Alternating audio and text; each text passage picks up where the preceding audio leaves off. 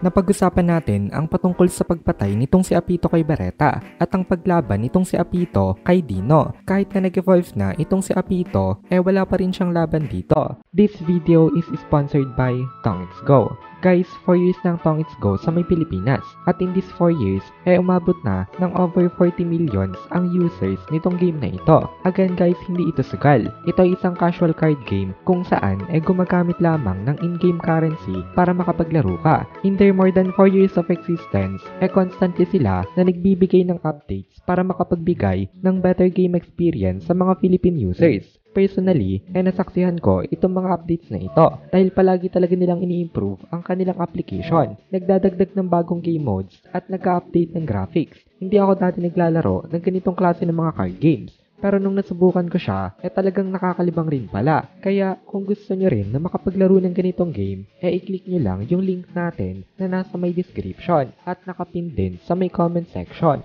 Hello everyone and welcome to my channel, ang inyong source ng Tagalog na Tansura Contents. Sa channel na ito, pinag-uusapan natin ang mga nangyayari sa may Tansura Universe. So without further ado, let's get into the video. Tiningnan din nitong si Dino ang laban ng dalawa niya pang mga kasama. Ang dalawang ito ay sila Pico at Gracia. Mga primordial angels din itong dalawang ito. At nagulat siya dahil evenly ito na nilalabanan nitong sila Geld at Kumara. Hindi inakala ni Dino na ganito nakalakas ngayon itong dalawang ito. Then pumasok sa isip nitong si Dino na since itong si Kumara daw merong group of illusionary beast, maaari daw kaya na ito ay descendant din ng evil dragon. Kinabahan dito itong si Dino habang nakikita niya kung gaano nakalakas ang mga patrons nitong si Rimuru.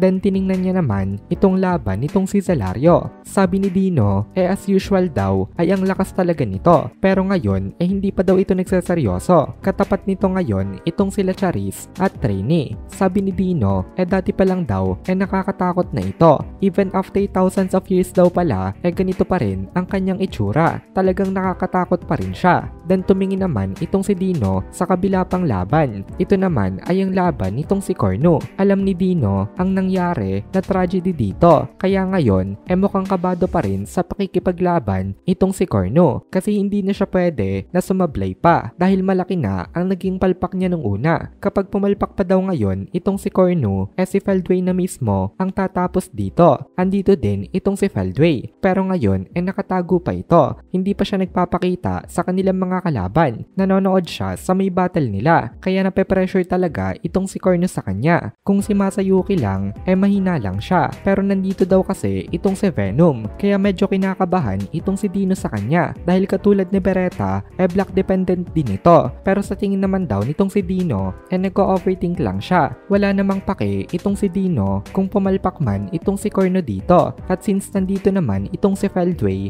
sigurado daw na hindi magfe-fail itong kanilang plano. Habang nanonood itong si Dino, napansin siya nitong si Feldway. Kaya kinontak siya nito through thought communication. At sinabi nitong si Feldway sa kanya na bilis-bilisan daw niya ang pag-complete ng kanyang mission. Kaya ngayon napilitan na itong si Dino na ipakita uli ang isa pa sa kanyang mga tinatago na trump card. After mag-order nitong si Feldway kay Dino, nanood na lang uli siya sa may shadows. Pinapanood niya itong laban nitong si Cornu. Although may tendency na maging overconfident ito, reliable pa rin naman siya bilang isang minion dahil si Veldanava rin ang nagpangalan sa kanya. Therefore, pinapahalagan din siya nitong si Feldway. Kaso lang, biglang bumaba ang tingin ni Feldway sa kanya nung ipinatalo nitong si Cornu sa Otherworlder ang 1/3 ng kanilang army. Kaya ngayon, talagang disappointed na siya dito at aware itong si Cornu sa may disappointment na ito. Kaya desperado niya ngayon na sinusubukan na gawin as soon as possible ang task na ibinigay sa kanya. Pero dahil nga kabado siya, ang dami niyang chances na na-miss para tapusin sana itong kanyang mga kalaban. At ngayon,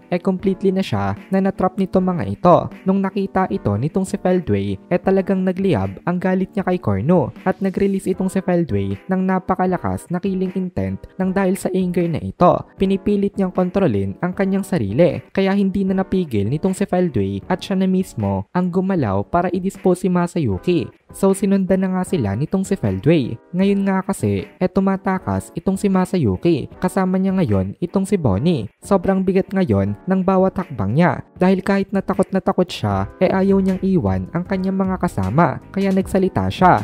Sabi ni Masayuki, tumigil daw muna sila nitong si Bonnie at bumalik daw sila sa may nangyayaring laban. Matatakotin daw siya pero hindi daw niya ugali na mang-abandon ng mga kakampi nila. Nung sinabi ito nitong si Masayuki, biglang nag-reply ang Voice of the World sa kanya. At sabi ng Voice of the World na ito, ina-acknowledge na daw ang bravery na kanyang pinakita. Na-meet daw nito ang 3 condition para may unlock ang hidden power ng unique skill niya na The Chosen One. Nagtanong itong Voice of the World sa kanya kung gusto daw ba nitong si Masayuki na mai-activate na itong bagong power na ito. Nung narinig ni Masayuki itong boses nitong Voice of the World kinabahan siya dahil inakala niya na may nagawa na naman siya na hindi maganda, pero na-relieved siya dahil good news pala itong boses na ito. Kaya nag-agree itong si Masayuki at kinonfirm ng Voice of the World ang bagong powers niya. Ang powers daw na ito ay tinatawag na Spirit Guide. Ang powers na ito nag-aalaw kay Masayuki na maging isang vessel. Nung una hindi niya pa naintindihan kung para saan ba itong powers na ito. Akala niya negative itong powers na na-receive niya dahil nag-aalaw daw ito na mag-guide ng mga souls ng mga namatay na. Kung ang premise daw nitong powers na ito ang pagkamatay ng mga companion niya hindi niya daw gusto itong powers na ito.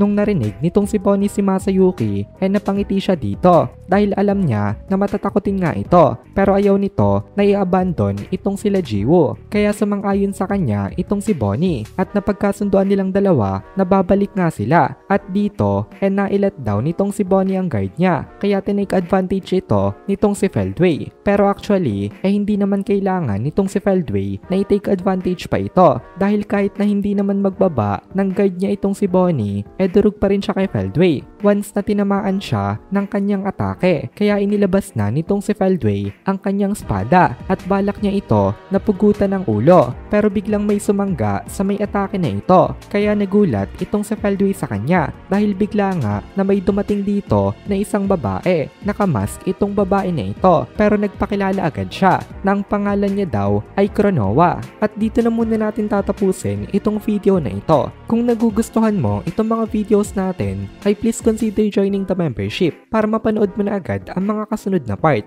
dahil palaging advance ang ating mga members. Also, ay please consider leaving a like at mag-comment ka na din para ma-boost naman tayo ng algorithm. So guys, balik tayo sa sponsor ng video. Madali lang naman siyang matutunan dahil may mga guide naman kung paano siya laruin. Pero paano nga ba makakapag-redeem ng mga rewards? Paano makakakuha ng points para makakuha ng load o mga items na kagaya ng mga nakita nyo nung una? May iba't ibang mga paraan ng pagpapataas ng points. Ang unang way para magpataas ng point ay sa pamamagitan ng pag-invite nyo sa mga friends nyo. So, earn from invitation. Pag clinic nyo yung invite button, ay pwede nyong i-share ito sa kahit na kanino. So, ang ikalawang way naman para makaipon ay ang pagsali sa mga tournaments. Laruin nyo lang siya ng laruin kung saan laro kayo magaling. Para sa ikatlong way naman ay yung rank game. Pwede din kayo dun maglaro para makaipon. At ang pang-apat naman is yung hand ranking. Ito daw ang pinakamabilis sa lahat. Basta laro lang ng laro. Kada laro ay magkakaroon ka ng Ghost Stars. So paano pag marami ka ng Ghost Stars at gusto mo na makita yung mga items? Click mo lang yung plus sign sa may gilid ng Ghost Star icon at may makikita ka doon na gift icon. Para bago mo makita yon ay kailangan mo muna na makatapos ng 50 games at magkaroon ng 3 friends. Pag nagawa mo na yon ay pwede mo nang i-claim ang mga rewards na sakto sa naipon mong Ghost Stars. Kailangan mo silang i-contact at pakikita mo naman yung contact us sa ibaba para makuha mo yung gusto mo na item. So guys, kita nyo naman, madali lang talaga siyang laruin. And depende na lang sa'yo kung gaano ka kasipag maglaro. And pampalipas oras lang naman talaga siya. Kaya i-click nyo na yung link sa my description kung gusto nyo siyang subukan. At para makatulong din kayo sa ating channel. Kasi yan ang una natin na sponsor. And free to play naman yung laro na to. Kaya wala rin kayo ditong problema. Kaya i-download nyo na gamit yung download link sa my description natin.